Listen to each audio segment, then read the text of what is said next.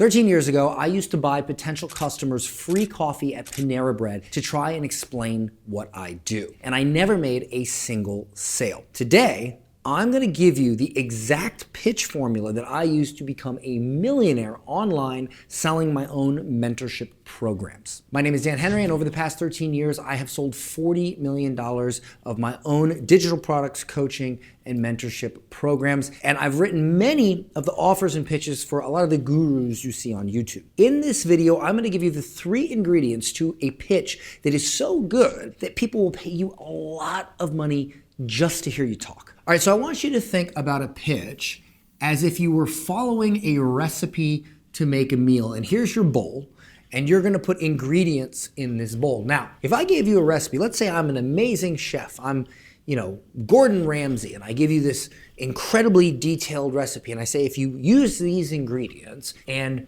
you put them in the bowl, you're gonna have this amazing dish. What if you lay out those ingredients and they're rotten? What if they're sour? What if they're old and they're expired? Even if you followed the recipe, well, what happens is the meal is still gonna taste horrible because you use bad ingredients. So I want you to think of a pitch in 2 layers, right? There's the actual framework, and look, you've probably read a lot of books maybe on selling. Maybe you've attended some webinars or watched some YouTube videos and they gave you a script, they gave you a formula. This script formula framework sits on this layer, but there's another layer, and this is the actual ingredients that go in the framework. And this is the part nobody pays attention to. Nobody pays attention to the ingredients. I worked with one of the world's best copywriters years ago. And I remember she told me that 90% of what a copywriter does is gather ingredients. And what they do, their process, is they'll go to a client and they'll spend most of their time gathering the right ingredients, and then they'll just pop it into a framework that has been working for decades. The real key here is the ingredients. It's what you put in the pitch, not the order of the pitch. You need that order, you need to understand the flow, but if you don't have the right ingredients, it's not gonna work. So, how do we find the right ingredients? Ingredient number 1 is pain. Now, you might say, okay, I know that, Dan, you gotta call out their pain points. Do you though? Because if you did, would you be watching this video or would you be on your yacht, okay? I get it, I understand that you've heard this before, but it doesn't mean you know it. And I'm gonna offer a perspective that it's gonna change how you think about addressing your customers' pain points. And when you learn this, you're gonna find out that your ability to pitch and articulate what you do is going to be massively upgraded by the end of this video, especially if you're in the coaching space. Most people think that the pain is what someone tells you, what your audience tells you is the pain, but that's not actually the pain. Imagine if you knew your wife was mad at you and you said, honey, what's wrong? And she says, well, I'm fine. Is she fine? No, she's not. We can agree that most people don't articulate fully what their pain is, either intentionally or because they just are lazy and they don't want to articulate it. If you're a business coach and you ask your audience, hey, what's your problem? And they say, well, I want to get more clients. Duh, but is that the actual pain? The real pain is why they want to get more clients. And your audience, the people that you're trying to sell your stuff to, they have different reasons for that. So depending on who your audience is, the pain can be different, even though it's articulated the same. If I'm working with single moms that want to grow their business, well, the pain, yeah, it's not getting more clients, but it's also taking care of their kids, becoming independent, not having to rely on a man. If it is a man who has a family, it's providing a better life for their family. It's that conversation that they never want to have with their wife again, where their wife is like, hey, you got to get a real job. Like, this business is not working. That conversation, that moment in the kitchen after dinner where the kid went upstairs and their wife and the husband is having a really bad argument, that's the pain. Don't listen to so much of what they say. No, listen to what is behind what they say.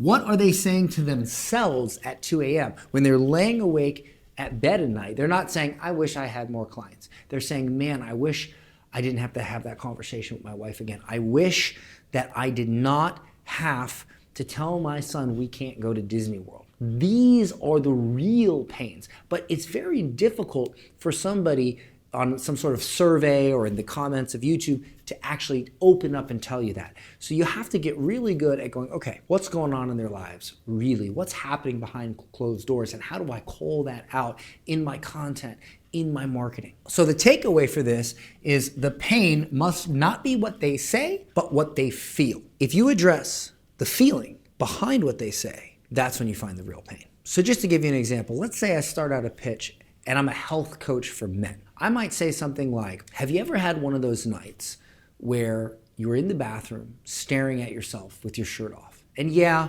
you maybe made that argument that the lighting was bad. You knew you let yourself go. You knew that look that your wife gave you when you first got married. The look of love from your wife is still there, but the look of lust is gone. Your wife might love you, but you're not feeling that she's into you like she used to be. And you know you let yourself go, man. You know you ate the wrong things. You know you didn't go to the gym. But now you're looking in the mirror and you look so much different than you first did that you don't even know where to start.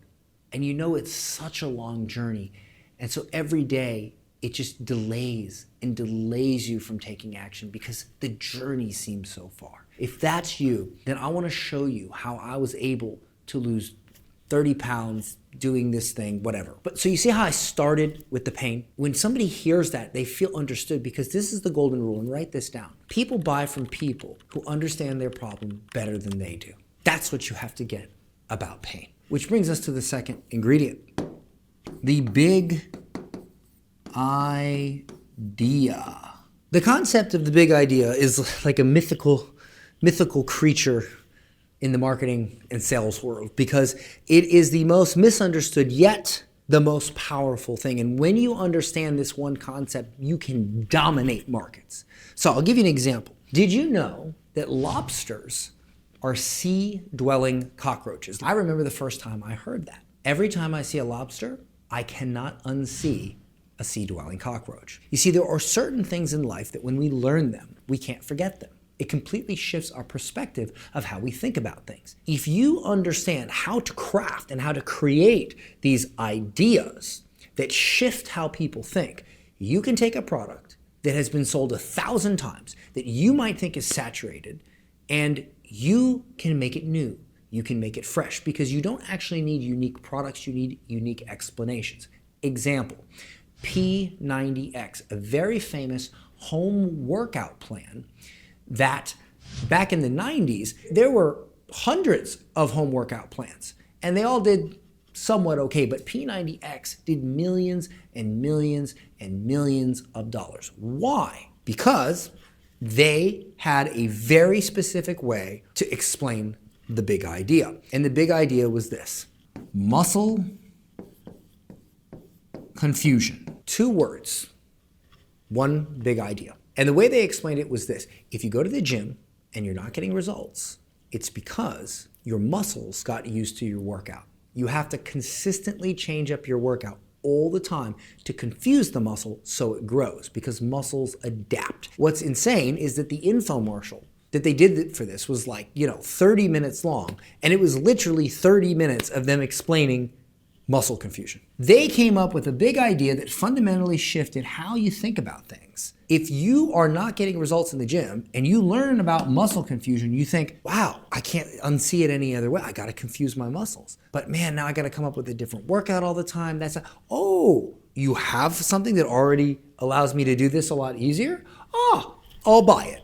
That's it. If you can understand that one concept, the pitch is easy. Now, of course, you got to pick the right ingredient. You got to pick the right big idea. And this is the hardest part, but this is the part that will make you the most money. And that brings me to ingredient number 3, which is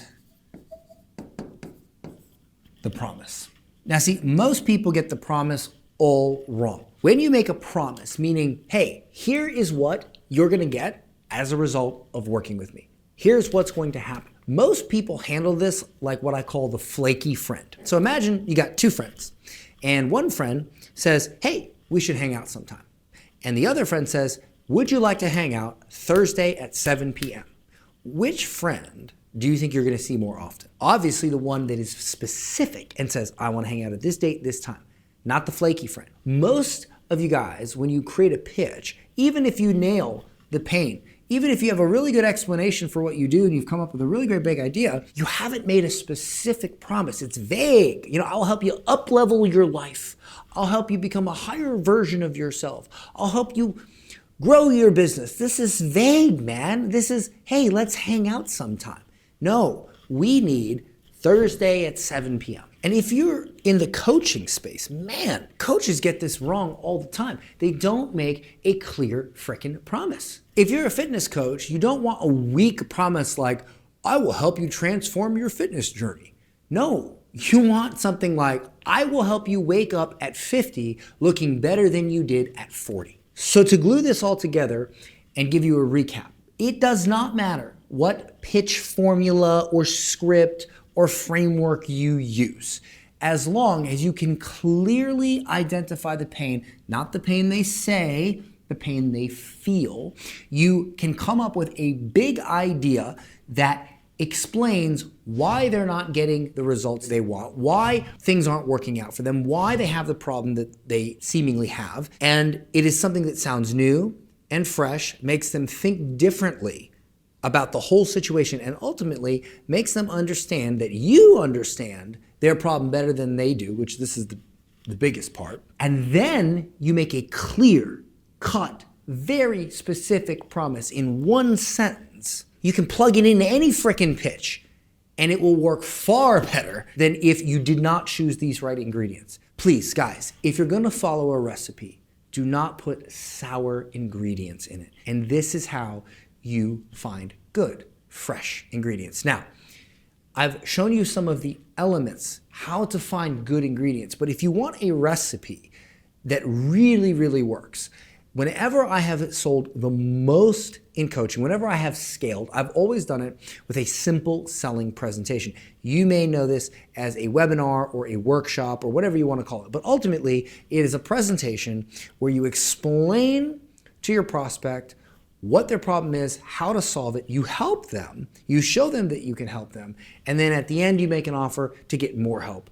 And that's when they buy your coaching or your done-for-you service, your software, whatever. Now, if you want to know my recipe for how I script webinars that convert extremely well, and I've had 2 webinars that have done over 8 figures and I've consulted on hundreds, I would like to invite you to my $1 Million Webinar Workshop, where I will show you exactly how to do that. I will leave a link in the description.